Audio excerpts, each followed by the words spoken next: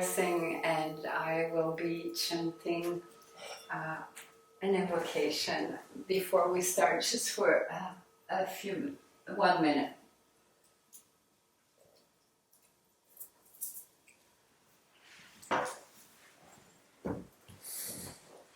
And please close your eyes.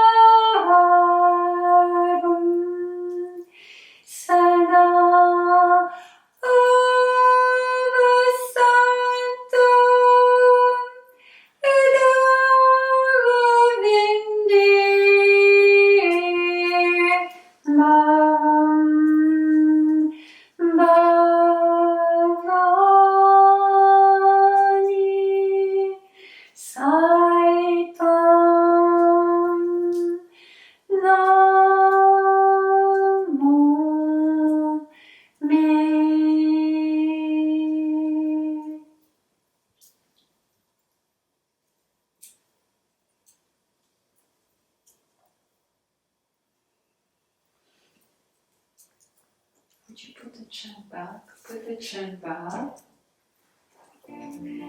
And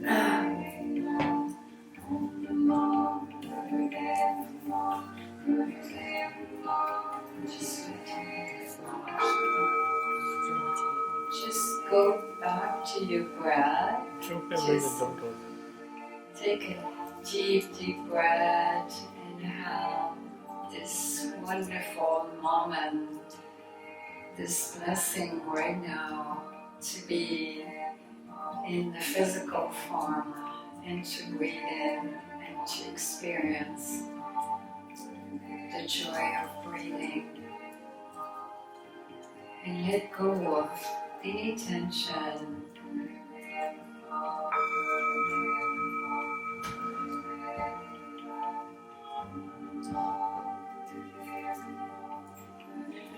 As you breathe in, just repeat after Devi Mayi Ma this beautiful incantation. I am a supreme being, divine divinity, a divine being of light, radiating and emanating this radiant light of my Creator.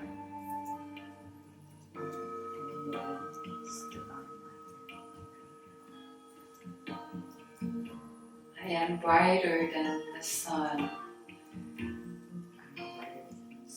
shining and spreading the ray of divine love and light everywhere among all living beings.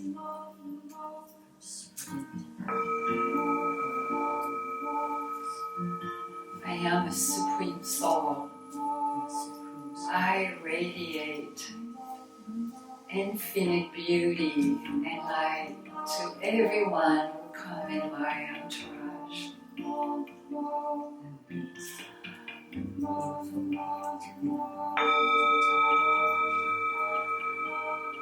Nothing touch my being. I am protected and am completely loved by my Creator. I radiate the light of my Creator.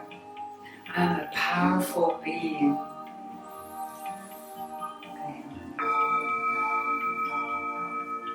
A supreme being, a divinity that embraces every living being as God.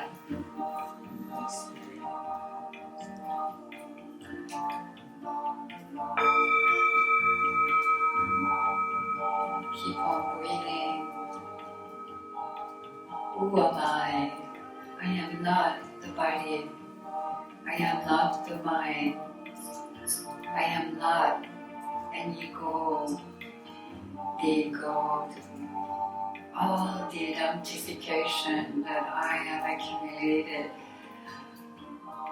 I am beyond, of the beyond,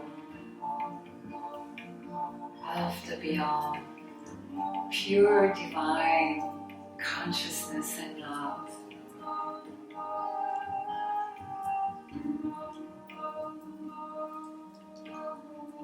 Now keep breathing, bring back yourself to this moment, release everything right now in this moment.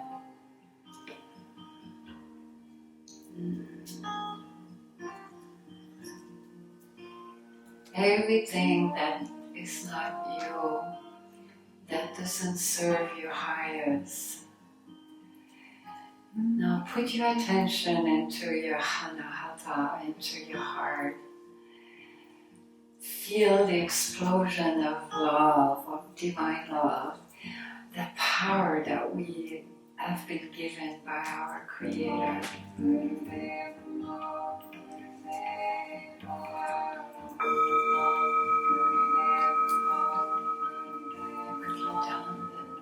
The chant.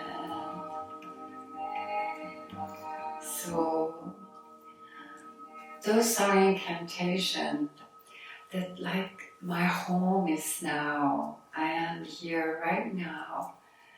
There's no past, there's no present, no future. This moment is eternal, and I bring myself to this present moment and piercing through all layers, the physical body, the mental body, the emotional body, the energetic body. Just when you are in this moment, this is an existential Zen moment. Feel the presence in your heart right now. Let's take a few breaths together and connect at a soul, spirit level.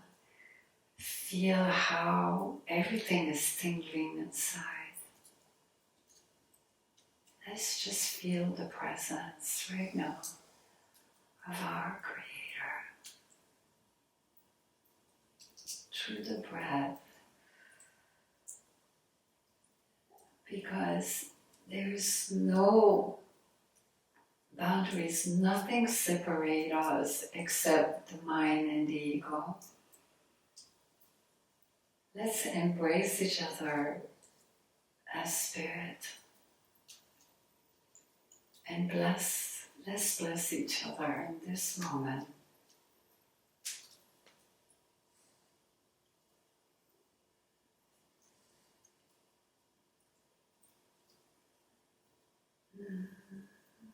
And through my breath, before you open your eyes, the last breath, let go and release all tension, everything that doesn't serve you.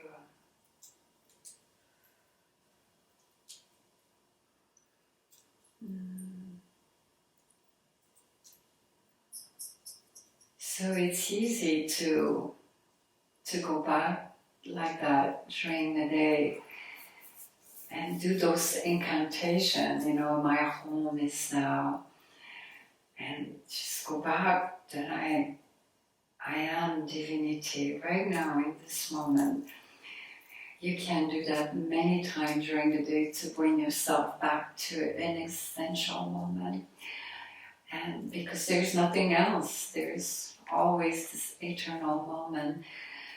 So walk on this evening at the Satsang. Oh, there's a few people waiting to be admitted. I don't know what happened.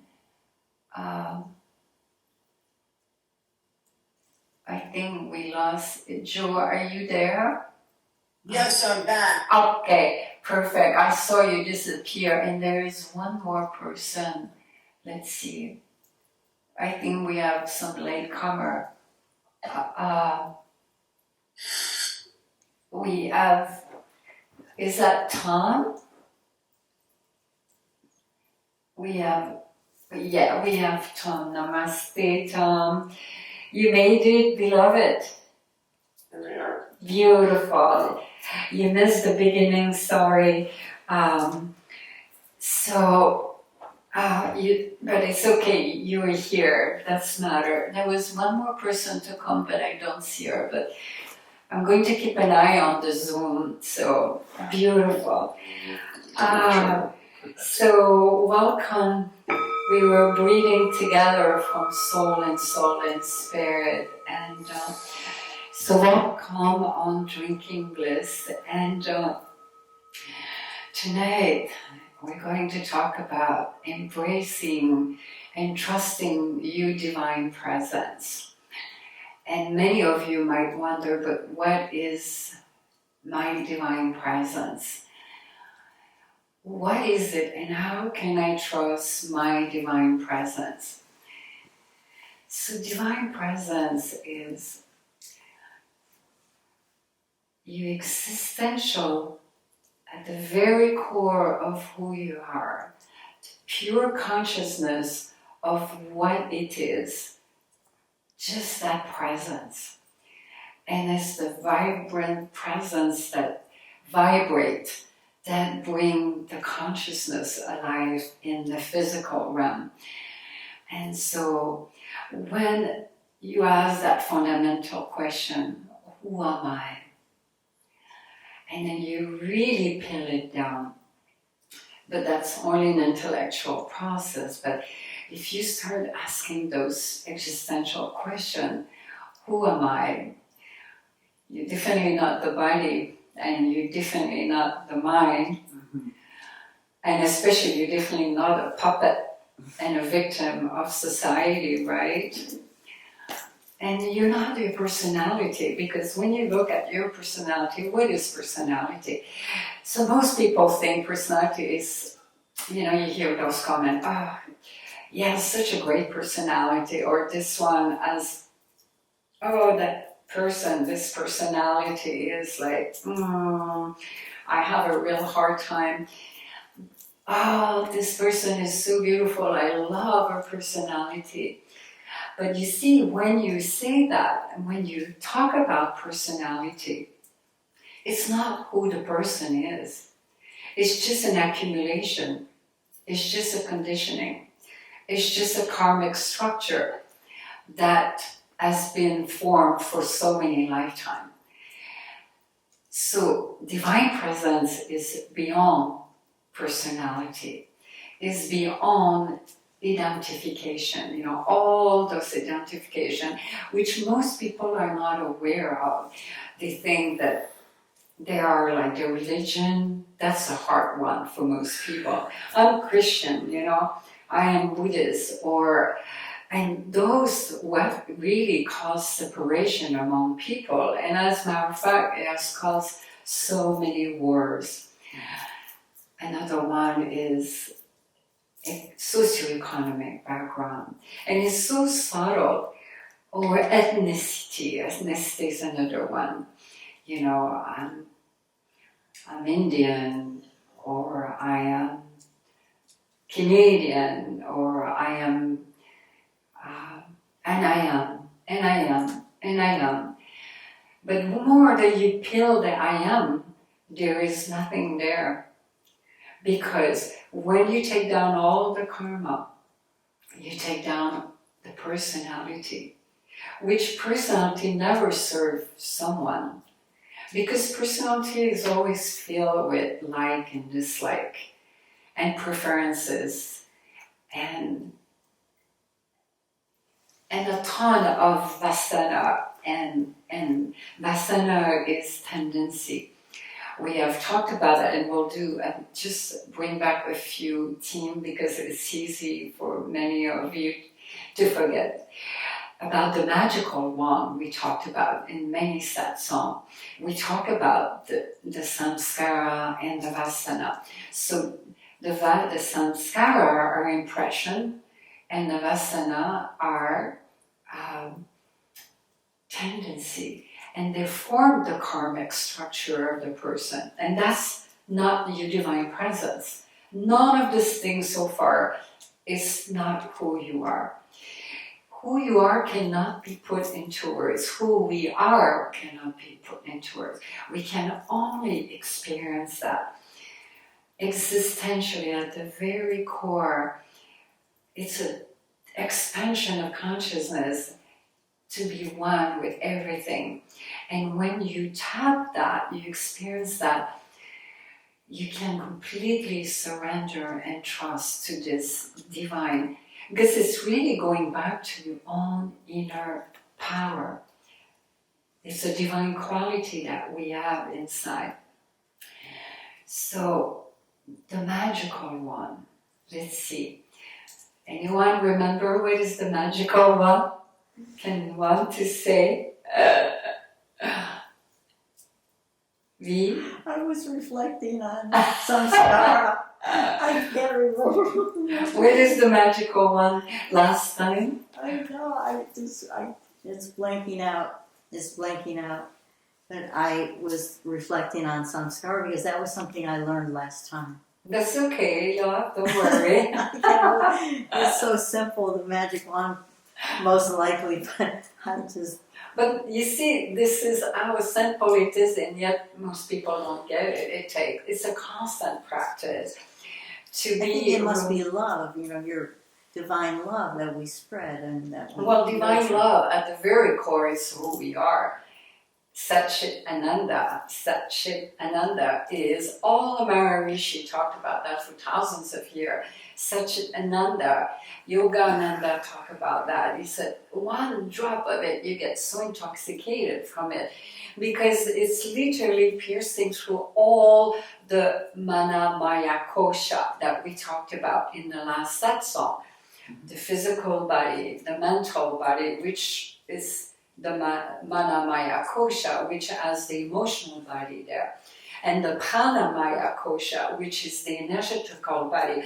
So when you pierce those three ones, which are the fundamental one, you can really tap more into what we call the vishwaya maya kosha, which is the etheric body, which is tapping into the cosmic, I call it the cosmic mind of our Creator, where the Akash, everything is there.